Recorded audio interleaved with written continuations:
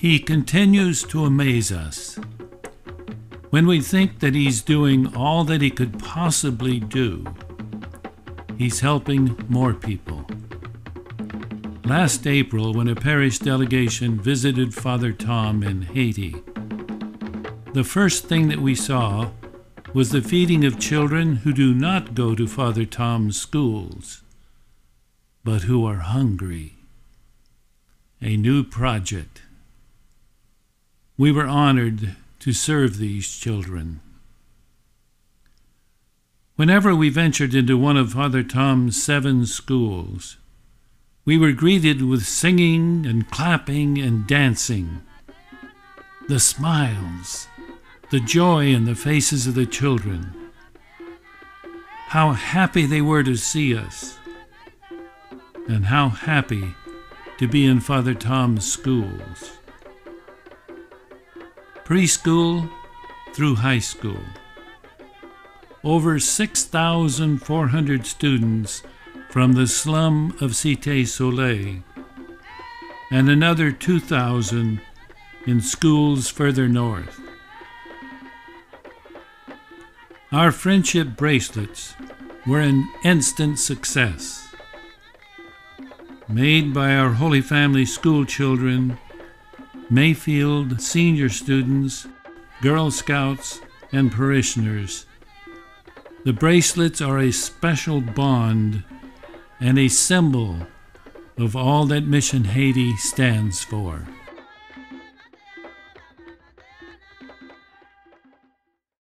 One of the amazing things that we witnessed in every school was the discipline of the children.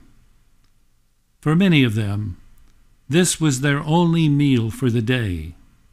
They were hungry. In visiting, we would often get behind schedule and be an hour or two late, called Haitian time. But the children would wait patiently. We never saw unruly behavior, but we often saw them sharing with one another, or even with Julie, Father Tom's dog. For those of us visiting Haiti for the first time, the next exposure was the most shocking. To see where these beautiful children come from, the slums. To the eye, it's a horrible nightmare. To the nose, it's indescribable. Raw sewage, feces, rotting food, pigs. Can you believe that these poor people have to pay rent for these atrocious shacks? The rats outnumber the people, and the children take turns during the night staying awake to keep the rats from biting the infants. Kids will be kids. Trash makes great toys. A kite and truck from trash. These are the Mon Cheval, the horsemen. Their average lifespan from this work is 8 years, the same as a slave in earlier times. Every school has a program for the elderly, and the children help feed and care for them. We assisted the children with a meal and marveled at the dignity and wisdom that we saw in the faces of the elderly. Father Tom and Doug now provide food and medical help for some 800 elderly. The high school students welcomed us with a special program in our honor, an outstanding soloist, a drill team, karate experts, and, of course, cheerleaders. Mary Nally spoke beautifully for Holy Family and thanked the students for the inspiration that they had given us. Father Tom's seminarians make up most of the faculty for the high school. The slum breeds malaria, meningitis, typhoid, diarrhea, tuberculosis, tropical fevers, parasites, worms. Within our delegation, there were 2 nurses and 2 other members who work in the field of medicine. They marveled at Father Tom's clinic. No running water, no electricity, but lots of love and concern and first aid. Our sea containers carry medical supplies that are desperately needed for the some 30,000 patients at this free clinic. We travel north to the remote area of Tididun, where the Holy Family School is being built. Last summer's hurricanes delayed construction, but it was a thrill to see the school now partially in use. The children sang for us and thanked us. Here are the children waiting to get into the school. Each year, a new class will be added until the school is fully K through 8. Then a second story will be constructed to make Holy Family School twice the size. One of the most satisfying sights on our trip was to see how much of a difference our sea container gifts have made. Everywhere we saw vestiges.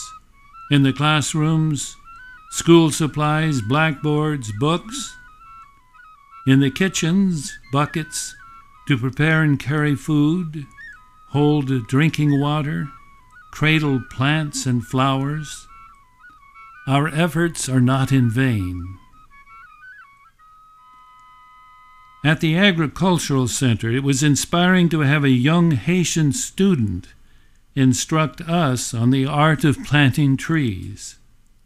Father Tom has a grant to plant 100,000 trees in order to counter the deforestation inherited from the colonial period. His agricultural center holds weekly workshops to train young Haitians in the art and the dignity of farming. Seeing is believing. Father Gerard, a Haitian priest working for Father Tom full-time, has purchased 75 acres where he is developing a model farm to demonstrate to the local farmers better farming techniques. Already the well is dug, and the acreage is protected with a unique concrete fence, saving precious wood. Father Gerard hopes to show the farmers how they can double their crop yield with improved methods. Almost a year ago, Haiti and Hands Together was dealt a serious blow by a series of hurricanes that pummeled Haiti and especially Gonaive. Most of the city was underwater. Hundreds drowned. The Hands Together headquarters was inundated with 7 feet of water and 3 feet of mud. Computers and valuable records were only saved by Father Gerard frantically rushing them up to the 2nd story. Father Tom could reach the headquarters only by wading through floodwaters and mud.